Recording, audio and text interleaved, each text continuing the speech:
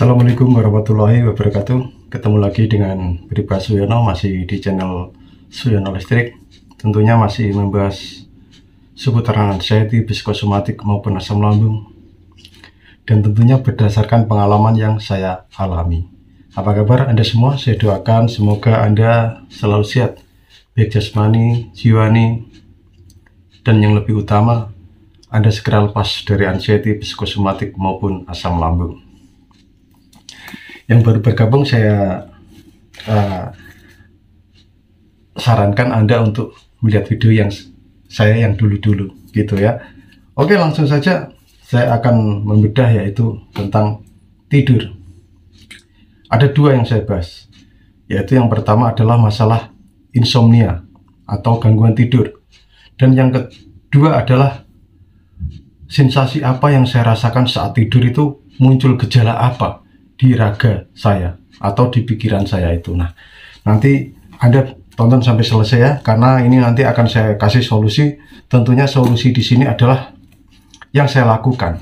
Mungkin cocok untuk Anda atau tidak ya, itu tergantung dari sugesti Anda menerima ini ya. Begitu.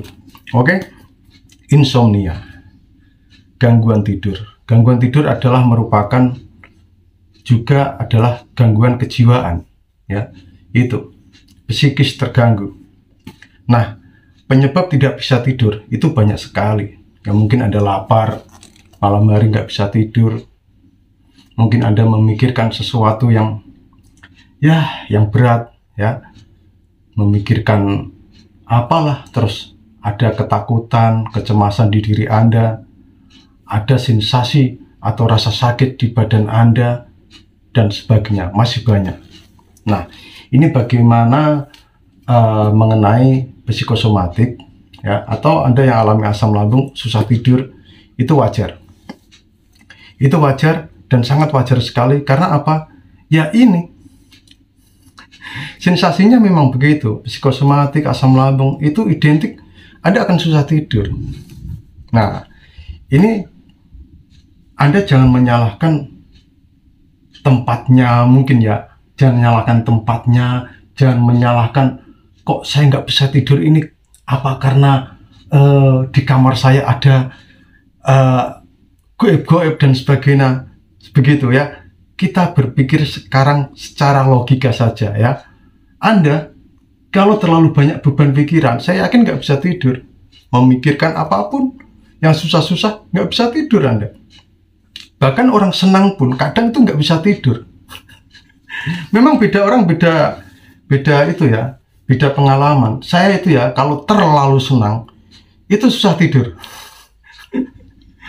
Kalau terlalu susah juga susah tidur ya, sedang-sedang saja.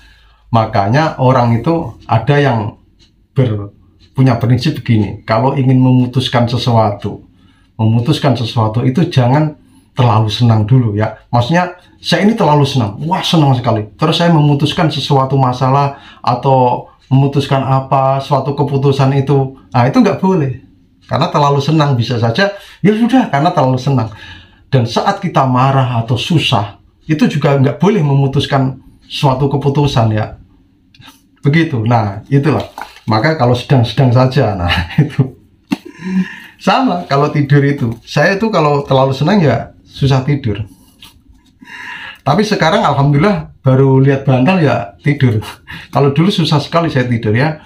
Bahkan saya itu tidur kalau sudah bangun itu nggak bisa tidur lagi ya, atau saya bahkan nggak tidur sama sekali, nggak bisa tidur sama sekali. Nah, ini akan saya kupas mengenai biar Anda bisa tidur itu bagaimana.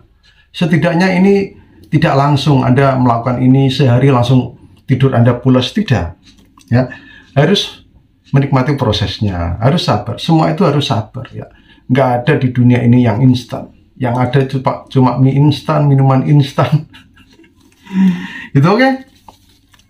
Langsung saja, nggak perlu saya berpanjang lebar. Ini Anda sebelum tidur ya, ini relaksasi ya, meditasi relaksasi. Nah, ini penting sekali untuk mengendorkan saraf-saraf Anda, biar Anda rileks. Salah satunya dengan relaksasi atau meditasi. Ini bisa Anda lakukan berbaring, ya, berbaring saja. Begini caranya. Anda di YouTube itu kan banyak musik-musik relaksasi, audio afirmasi dan sebagainya. Nah, itu dengarkan saja.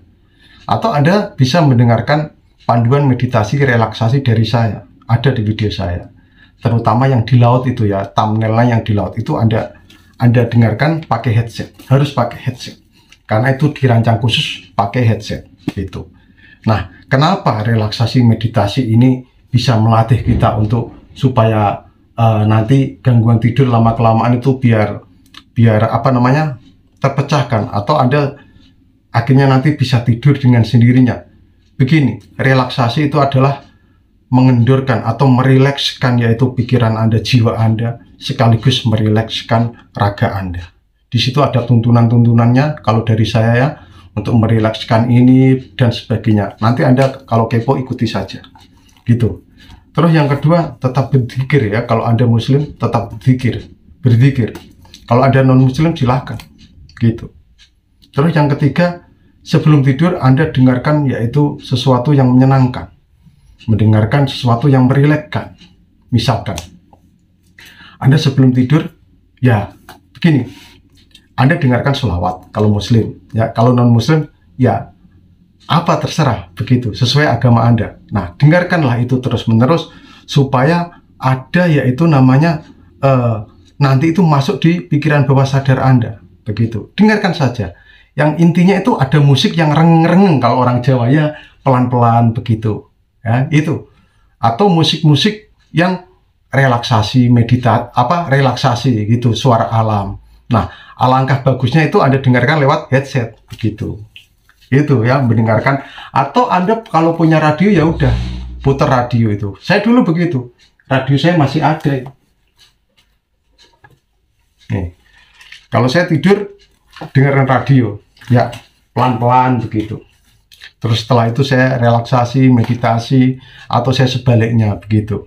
Ya, yang keempat ya, jangan pakai baju yang ketat kalau Anda tidur. Ya, jangan pakai baju yang ketat. Karena apa? Kalau Anda memakai baju yang ketat-ketat, ya nanti peredaran darah Anda akan terhambat, begitu. Ya kalau bisa jangan pakai daleman begitu. Kalau itu menurut saya, ya itu. Karena apa? Kalau Anda badannya nggak ada tekanan sama sekali kan enak, itu. Ya. Yang kelima, jangan ada misalnya kosmetik, misalnya lipstick, terus apa itu yang masih menempel, gitu. Itu akan menutup pori-pori Anda, begitu. Ini saran saya ya, gitu ya.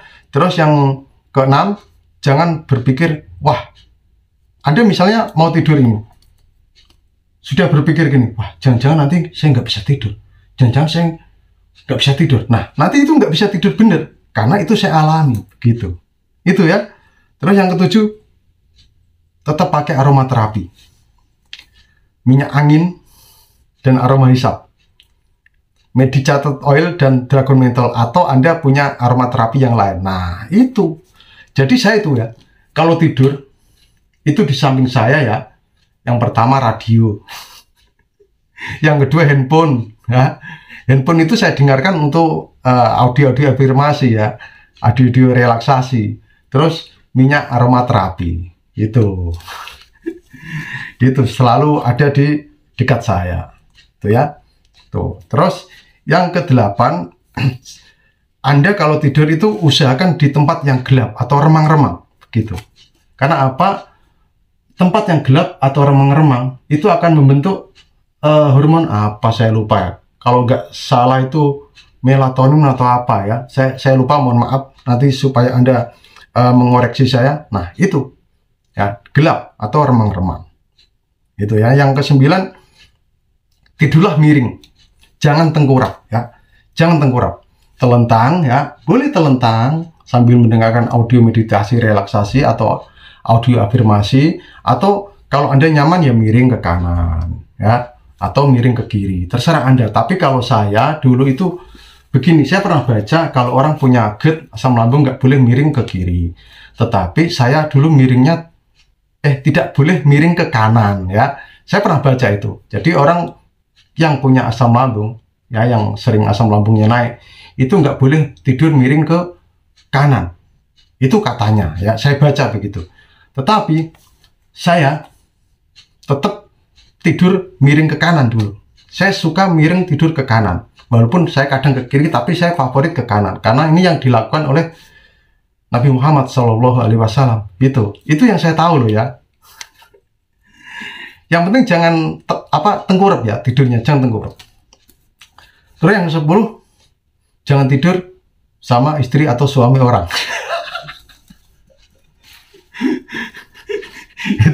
Itu yang bisa Anda lakukan sebelum Anda tidur.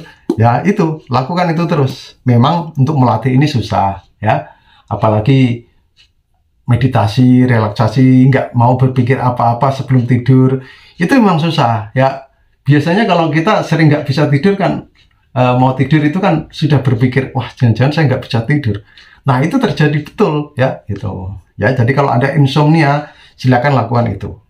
Nah, tonton sampai selesai ya.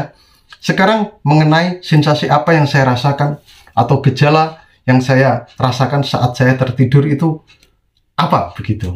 Nah, yang pertama adalah seperti berputar ya, muncrat. Tidur itu seperti berputar gitu. Wah, pokoknya Anda yang mengalami itu tahulah. Tapi nanti saya akan beri solusinya ya. Solusinya nanti sebenarnya sama dengan gangguan tidur itu. Gitu ya. Jadi solusi sensasi yang Anda rasakan tidur kalau mengalami seperti saya, yaitu semua solusinya yang seperti tadi itu semuanya gitu. Ya, seperti berputar.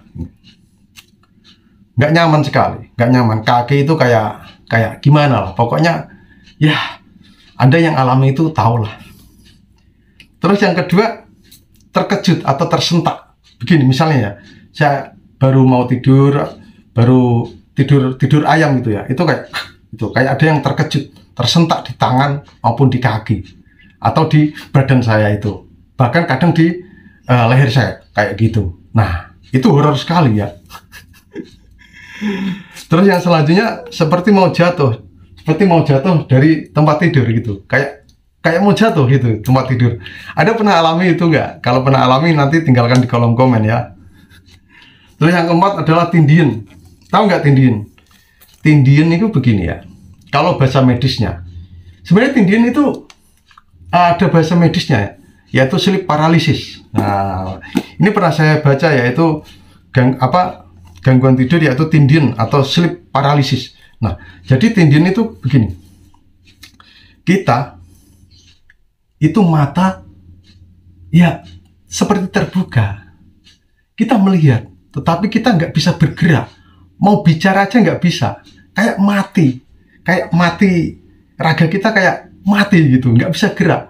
Padahal kita itu melihat, ya, mendengar juga.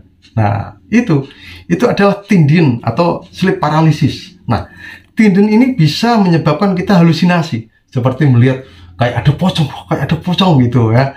Nah, itu namanya halusinasi visual begitu. Bisa juga halusinasi audio, kayak mendengar apa gitu. Nah, itu ya. Terus ada lagi yang namanya halusinasi sensorik ya. Sensorik itu ya kayak bagaimana kalau saya ungkapkan ya itu susah ya. Anda yang pernah alami tindian, saya yakin lah pasti paham. Nah, tindian ini ada cara saya khusus tindian. Saya dulu kalau tindian ya, misalnya saya tindian kan nggak bisa bicara, mau teriak nggak bisa. Saya usahakan saya itu bisa bicara ya, atau saya itu begini, Allah, padahal nggak bisa. Nah, saya dalam hati dulu, saya tenang aja, biarlah.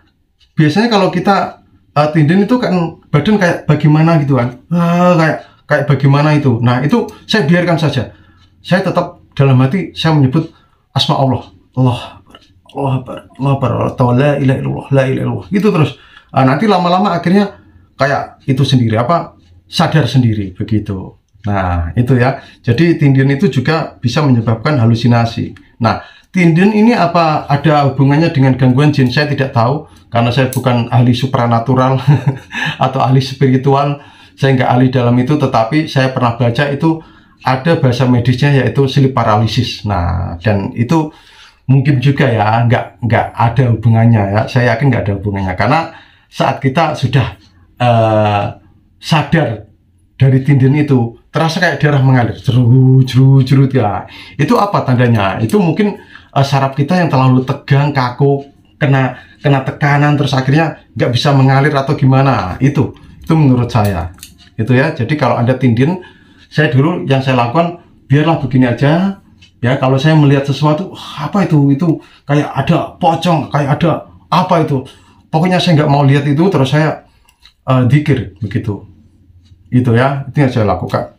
Terus yang kelima adalah sering mimpi buruk. Nah, ini saya yakin mimpi buruk ini jangan Anda ramal ya, karena Anda kalau saat ini masih kacau pikirannya, itu identik dengan mimpi buruk.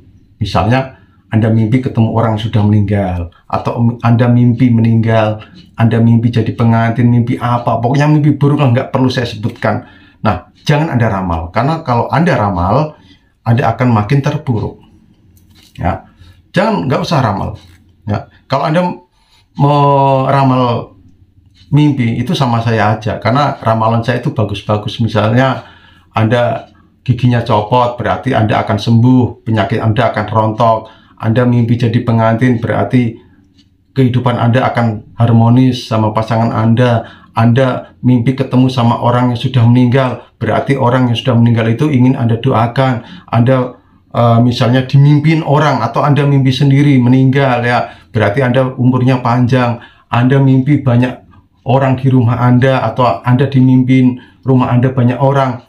Nah, itu berarti Anda akan datang rezeki yang banyak. Udah gitu aja. Nggak perlu meramalkan yang susah-susah begitu. Oke, paham ya Anda ya? Mungkin hanya itu saja ya. Salam sehat dari Philip Kasyono. Wassalamualaikum warahmatullahi wabarakatuh.